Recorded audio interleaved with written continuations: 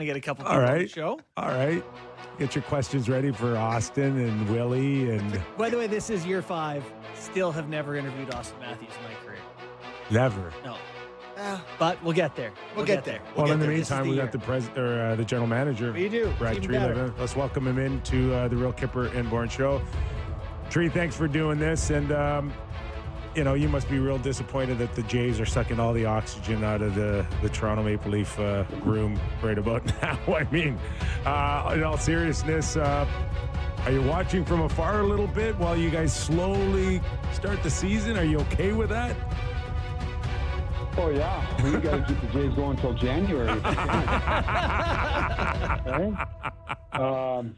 No, it's been fun. I've been following them. I'm a baseball fan, so got a chance to get down to the ballpark a couple of times over the course of the summer, but it's exciting. It's getting to the exciting part of the year, and so we've got our Jays hats on for sure. Plenty of questions to get into with your hockey club, but I just want to ask you a general question right now, Brad, in terms of, your general manager duties throughout the summer. There must be 85-90% teams right now that aren't overly pleased completely with their hockey club in terms of the visions that they have moving forward. I would put you included. And yet it was such a quiet summer of the lack of trades, or even what I think maybe the lack of communication between teams to move bodies. And do you have a reason for that? Is it a new CBA? Is the cap going up? Or is it just teams not willing to pull the trigger just yet? Like, was it as quiet as I think it was? Yeah, it was, Nick. It was, in terms of just the movement. I think there's always communication. There's always lots of activity, not necessarily lots of achievement. And the reason why is a couple theories. I don't necessarily think it has anything to do with the CBA, other than you had, number one, financially, you had a cap that increased significantly for the first time in a long time. So there wasn't, in most cases, there wasn't any real financial pressure, right? Where we've seen in the past where a team has either got financial pressure here with contracts that are due now, or where they see a year from now where they've got to get ahead of it, and make some room. Nobody was looking to there wasn't somebody standing there and saying, I've got to throw 2 bodies over the over the boat here just to get under the cap. So that was number one, and I think we were also in an environment where I think everybody's trying to take a step. People weren't trying to get rid of players; they were looking for players, and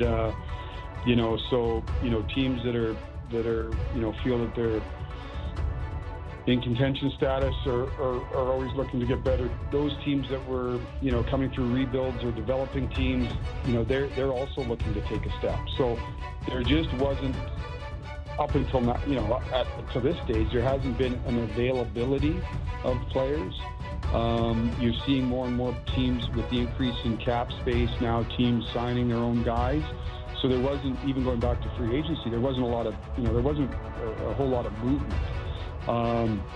So I think for that reason, you saw, not as much activity on the trade front. But though, then you get into this time of the year, and everybody's trying to get a little sense of what they've got in house, and see who's, everybody. And you're right, you're always worried about a spot or so on your team, and so those conversations begin to pick up now, and you go from there. So, Tree, one thing that you've referenced in some pressers and even are sort of alluding to here is, you had wanted to add maybe another top 6 forward to play perhaps alongside Matthews and Nyes.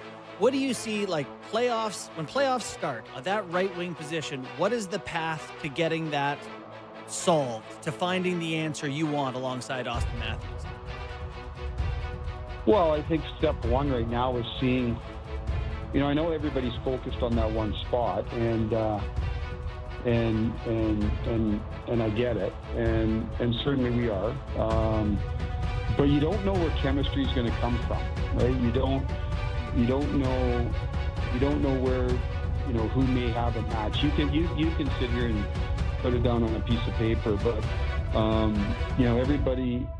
everybody will have an opinion on it. But till you get out on the ice and you see who fits with who, and some of it too is sort of the job description, right?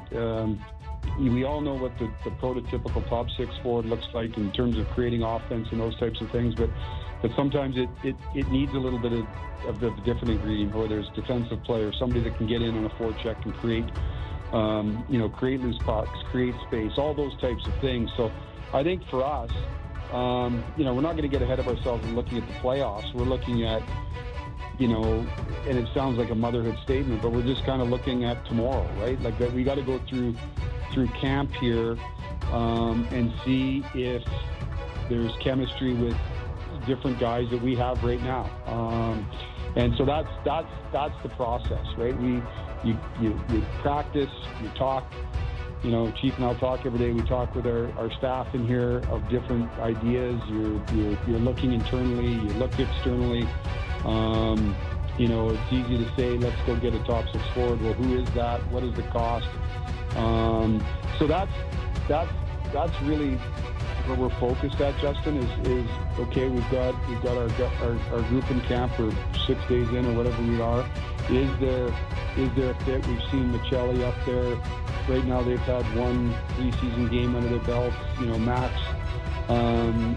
Max is just now back joining the group. He was working through an injury the first few days. So, and maybe there's some other, maybe there's something else internally. So we're going to continue to look internally, while also continue to look outside and see is there an availability for somebody that can come in and help us.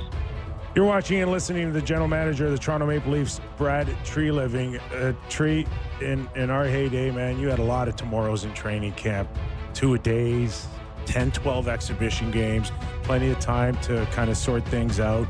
That's not the case anymore, and I'm just wondering, with such a compressed schedule now for exhibition games and knowing that we're a little over a week to game one, how much pressure does that put on someone like Easton Cowan, who's trying to crack the opening lineup, to Michelli to show chemistry, to some of the other guys who are challenging as well?